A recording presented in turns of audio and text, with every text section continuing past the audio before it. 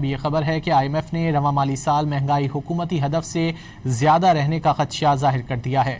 مزید جانیں گے ڈان نیوز کے نمائندے طاہر شیرانی سے۔ طاہر بتائیے کیا کہا گیا IMF کی جانب سے؟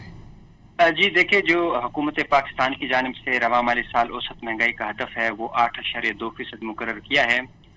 تاہم IMF کا یہ کہنا ہے کہ رواں مالی سال 2026-27 کے دوران پاکستان میں اوسط مہنگائی 8.4% رہنے کا تخمینہ لگایا گیا ہے۔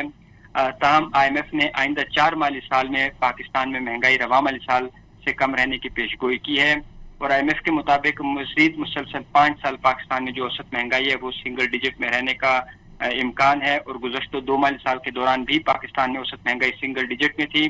IMF کا جاری مالی سال 2026-27 میں اوسط مہنگائی 8.4% رہنے کا تخمینہ لگایا گیا ہے، اور پاکستان میں مالی سال 2027-28 میں مہنگائی 6.6% رہنے کی پیشگوئی کی گئی ہے۔ IMF کے مطابق مالی سال 2029-28-29 اور اس کے ساتھ ساتھ مالی سال 29 سے لے کر 2031 تک اوسط مہنگائی 6.5% رہنے کی پیشگوئی کی گئی ہے، جبکہ جو گزشتہ مالی سال ختم ہوا ہے مالی سال 2025-26 میں پاکستان میں اوسط مہنگائی 7.05% رہی تھی۔ جی بہت شکریہ طاہر شیرانی ان تفصیلات کے لیے۔